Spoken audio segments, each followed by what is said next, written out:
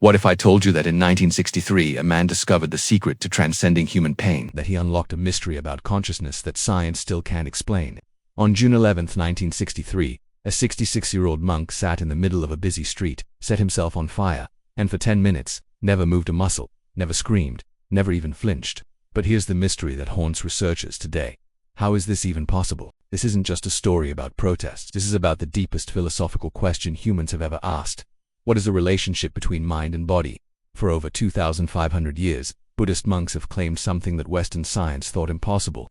They say consciousness can completely separate from physical sensation, that the mind can transcend the body's survival instincts. Most dismissed this as mystical nonsense, until Quang Duc proved it in the most horrifying way imaginable. His name means clear virtue of the lamp. But what kind of lamp burns without consuming itself? But why did this enlightened master choose such an extreme path? The official story talks about religious persecution, but there's a deeper mystery here. Quang Duc wasn't just any monk. He was connected to a secret network of Buddhist revolutionaries who had been planning something for months. Coded letters, secret meetings, carefully choreographed timing. This wasn't spontaneous. This was calculated, methodical almost, supernatural in its precision. The morning of June 11th, he performed his usual meditation routine. He ate breakfast. He even joked with younger monks. How does someone prepare mentally to burn themselves alive and show no pain? What did he know that we don't? Here's where it gets mysterious. Quang Duc had spent 50 years mastering something called jhana, deep meditative absorption states that supposedly allow complete disconnection from bodily sensations. Ancient texts describe 8 levels of consciousness. At the highest level, monks claim they can separate their awareness from physical reality entirely. Modern neuroscience calls this impossible. But consider this. Pain isn't actually in your body. Pain is in your brain. It's an interpretation, a signal, a story your mind tells itself. What if Quang Duc had learned to rewrite that story? The night before his sacrifice, he wrote letters, but these weren't goodbye letters. They were philosophical treatises about the nature of suffering and illusion. One line haunts scholars: when the body burns, what remains unburned? June 11th, 10:00 a.m., Fan Boulevard. The moment that challenges everything we think we know about human consciousness. The gasoline soaked through his orange robes. Witnesses said you could smell it from 50 feet away.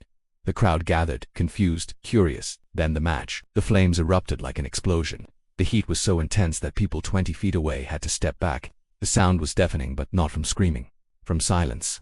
For 10 full minutes, as his flesh burned and his robes disintegrated, Quang Duc sat perfectly still. His spine remained straight. His hands stayed folded in the meditation mudra. Doctors later said the pain should have killed him instantly from shock. The human nervous system isn't designed to endure that level of agony. So how did he do it? Modern neuroscience has studied Buddhist monks for decades. Brain scans show they can literally rewire their neural pathways. They can slow their heart rate, lower their body temperature, and yes, reduce pain sensitivity by up to 60%. But 60% isn't 100%. And sitting still while burning alive requires 100%. Some researchers propose he entered a state called cessation, where consciousness temporarily stops processing sensory input. It's like the brain's emergency shutdown system. But here's the mystery. If his consciousness shut down, how did he maintain perfect posture? How did his muscles keep working? Unless, he wasn't unconscious.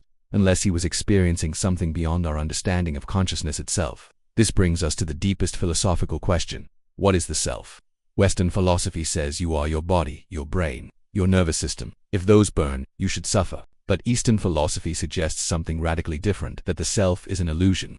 That what we call consciousness might be something far more mysterious than we imagine. Quang Duc's sacrifice wasn't just political. It was a demonstration, proof of concept.